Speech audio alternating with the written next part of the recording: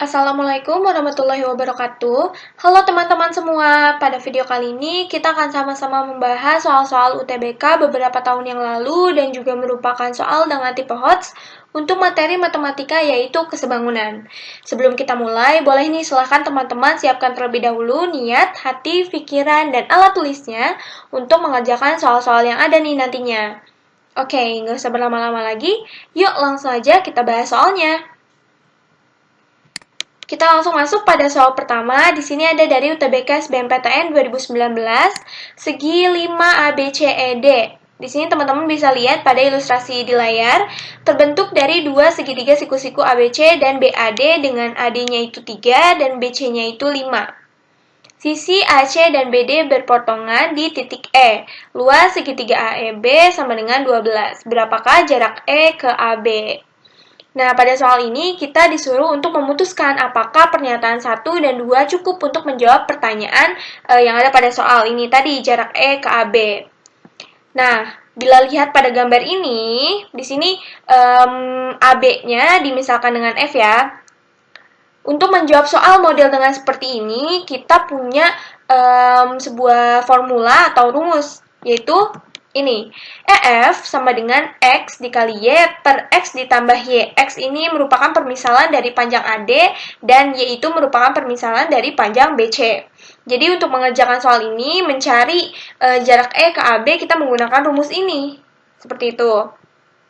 Nah, kalau teman-teman lihat nih pada soal AD dan BC yang merupakan unsur yang kita gunakan untuk mencari EF ini sudah diketahui, sudah ada nilainya. Jadi secara logika kita tidak perlu menggunakan pernyataan yang ada pada soal yang diberikan oleh soal. Tapi karena di sini memang pertanyaannya itu suruh memutuskan, jadi kita harus melihat pernyataan 1 dan 2 ini. Oke, langsung saja. Bila kita hanya menggunakan pernyataan 1 saja, di sini kita akan mempunyai informasi AC sama dengan 14, AC-nya 14, BC-nya itu 5, dan AD-nya itu 3. Nah, di sini teman-teman bisa lihat ya pada segitiga ABC, di sini AC-nya diketahui, BC-nya sudah diketahui. Nah, karena segitiga ABC ini merupakan segitiga siku-siku, jadi dengan teorema Pythagoras kita bisa mencari panjang AB. Ya kan? Nah, setelah panjang AB diketahui, lalu pada soal kita sudah mengetahui nilai dari AD dengan teorema Pythagoras, karena segitiga ADB ini merupakan segitiga siku-siku juga, kita bisa mencari panjang BD. Nah, di sini panjang BD diketahui, AD diketahui, AB diketahui, AC diketahui, BC diketahui, semua unsurnya diketahui. Dengan konsep kesebangunan, kita bisa mencari panjang EF atau jarak E ke AB, seperti itu. Jadi, untuk sementara, pernyataan 1 ini cukup untuk menjawab pertanyaan yang ada, seperti itu. Next, bagaimana jika kita hanya mempunyai pernyataan 2 saja? Di sini dengan menggunakan pernyataan 2, kita mempunyai informasi seperti ini. BD-nya itu 12, AD-nya itu 3, dan BC-nya itu 5. Nah, di sini teman-teman lihat pada segitiga ADB terlebih dahulu. Di sini BD-nya itu diketahui.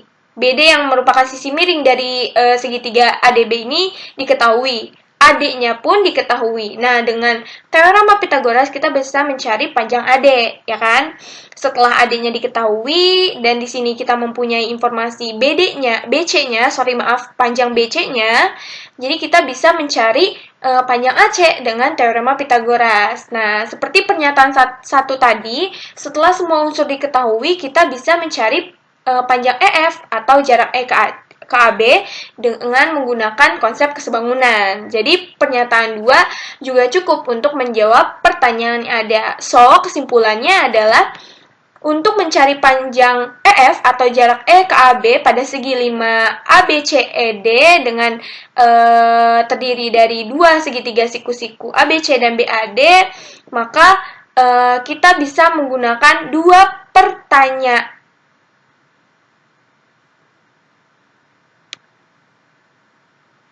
Oke, jadi kesimpulannya adalah jadi kesimpulannya adalah panjang EF atau jarak E ke AB untuk segi 5 ABCED kita bisa mencarinya dengan menggunakan pernyataan satu saja cukup untuk menjawab pertanyaan dan pernyataan dua saja cukup untuk menjawab pertanyaan. Seperti itu untuk soal ini. Next, kita langsung ke soal berikutnya. Ini ada dari UTBK SBMPTN 2020. Di sini teman-teman bisa lihat soalnya, modelnya, jenisnya itu sama seperti tadi, cuma bedanya di sini ada pada informasinya. Informasinya itu beda dengan yang tadi. Nah, untuk mengerjakan soal ini kita juga menggunakan formula atau rumus seperti sebelumnya, yaitu EF sama dengan BD dikali BC per AD ditambah BC. Gitu ya. Nah, langsung aja kita masuk pada pernyataannya. Di sini ketika kita menggunakan pernyataan satu saja, kita akan mempunyai informasi seperti ini. AB-nya itu 6, BD-nya itu 10. Nah, kalau teman-teman lihat fokus pada segitiga ADB, di sini AB-nya diketahui, BD-nya diketahui. Nah, dengan rumus Pitagoras, teorema Pitagoras, kita bisa mencari panjang AD yang di sini kita misalkan dengan X. Nah, dengan menggunakan rumus ini berarti menjadi seperti ini. EF sama dengan X dikali BC per X ditambah BC. Nah, di sini kita memerlukan panjang BC. Dan pada pernyataan satu, kita tidak dapat mengetahui BC-nya itu berapa. So, untuk pernyataan satu saja tidak cukup untuk menjawab pertanyaan yang ada. Next, gimana kalau misalkan kita hanya punya pernyataan dua saja? Dengan menggunakan pernyataan 2, kita mempunyai informasi seperti ini. AB-nya itu 6, AC-nya itu 12. Nah, pada segitiga ABC, di sini segitiga siku-siku, dengan rumus teorema Pitagoras, kita bisa mencari panjang BC, yang di sini saya misalkan dengan Y. Nah, ketika kita masukkan rumusnya, berarti menjadi seperti ini. EF sama dengan AD dikali Y per AD ditambah Y. Kita memang menemukan BC-nya, tapi kita tidak mengetahui AD-nya berapa. Sedangkan pada rumus, kita harus mempunyai unsur AD dan BC-nya gitu. Jadi, sementara pernyataan 2 saja tidak cukup untuk menjawab pertanyaan yang ada. Oke, next, gimana kalau misalkan kita compare keduanya, kita gabungin nih pernyataan 1 dan pernyataan 2 kita gabungin. Kalau seperti itu, kita mempunyai informasi seperti ini. AB-nya itu 6, BD-nya itu 10, AC-nya itu 12, dan kalau kita lihat segitiga ADB dulu. Di sini segitiga siku-siku dengan teorema Pitagoras, kita bisa mencari AD-nya. ABC, di segitiga ABC dengan teorema Pitagoras, kita bisa mengetahui panjang BC-nya. Nah, ketika kita masukkan ke dalam rumus di sini seperti ini, berarti EF sama dengan X dikali Y per X ditambah Y. Dengan X, Y-nya ini sudah diketahui. Gitu. Jadi, kita dengan menggabungkan pernyataan 1 dan pernyataan 2, kita bisa mengetahui unsur yang memang kita gunakan untuk rumus yang tepat pada soal ini. Jadi, kesimpulannya adalah jarak E ke AB atau panjang EF bisa kita ketahui jika kita menggunakan dua pernyataan bersama-sama cukup untuk menjawab pertanyaan, tetapi satu pernyataan saja tidak cukup untuk menjawab pertanyaan pada soal. Seperti itu. Oke, next pada soal berikutnya di sini consider the following picture. Teman-teman bisa lihat pada gambar di sini di layar. ABC is an isosceles right triangle with side leg AB is equal to 4 cm. If ABD is equal to DBE, then the leg of CE is equal to blank blank blank. Jadi di sini keywordnya kita perlu meng-highlight kata-kata isosceles right triangle. Di sini iso artinya sama, celes itu kaki, right triangle itu artinya segitiga siku-siku. Berarti segitiga ABC ini merupakan segitiga siku-siku sama kaki. Dengan AB-nya itu 4. Di sini 4. Panjang AB-nya itu 4. Nah, karena ini merupakan segitiga siku-siku sama kaki, kakinya itu ada di AB dan AC, berarti panjang AC juga 4. Panjang AC juga 4. Oke.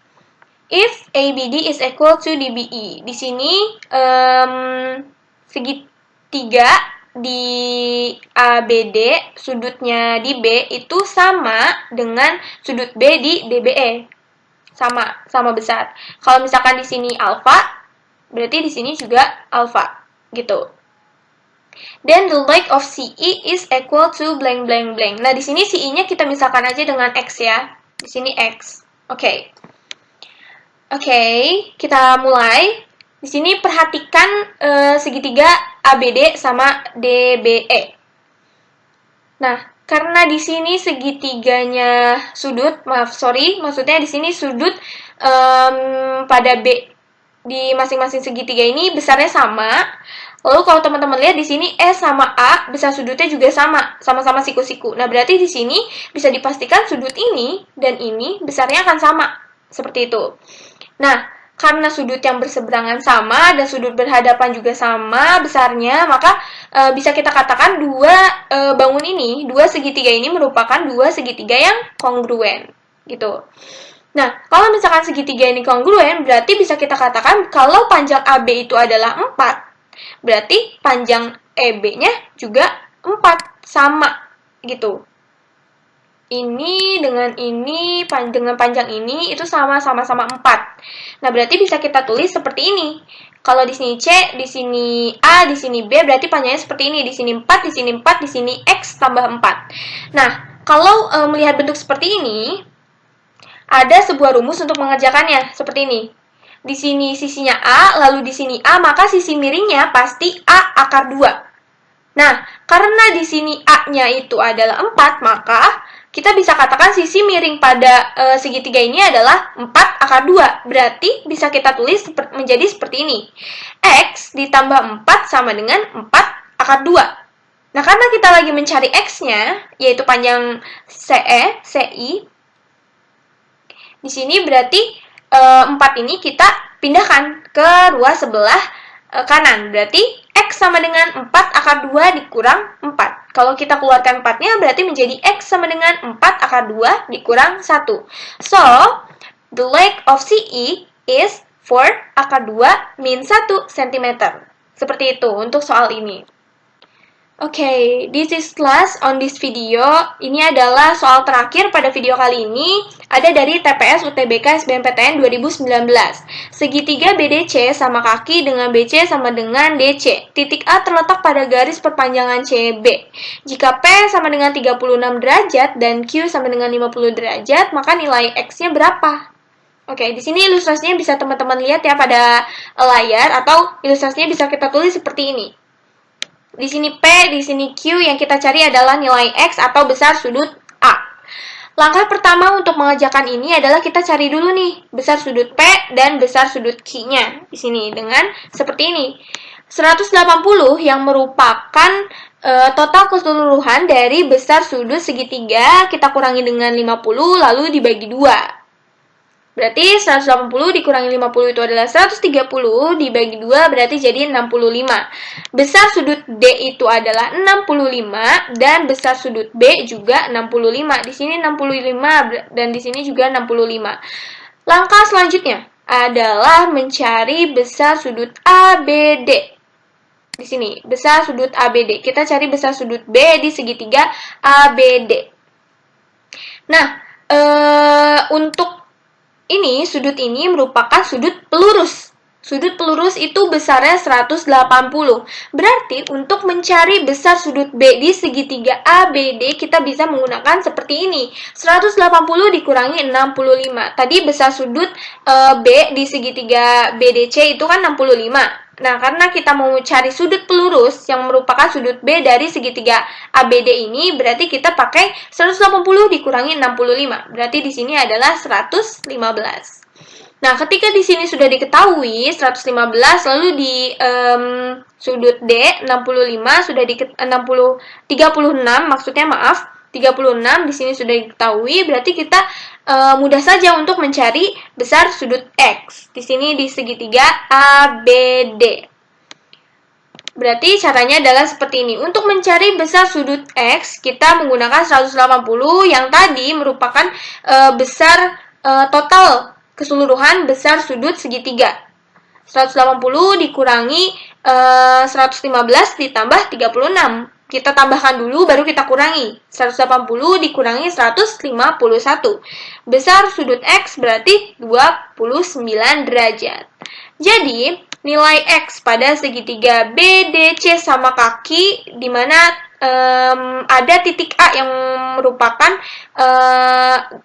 garis perpanjangan dari CB, maka nilai X-nya atau besar sudut A adalah 29 derajat. Mungkin sekian yang bisa saya sampaikan. Semoga bermanfaat dan mohon maaf atas segala kekeliruan, kesalahan dari perkataan, penjelasan, ataupun hal-hal lainnya yang kurang berkenan. Terima kasih banyak sudah menonton. Wassalamualaikum warahmatullahi wabarakatuh. Bye-bye.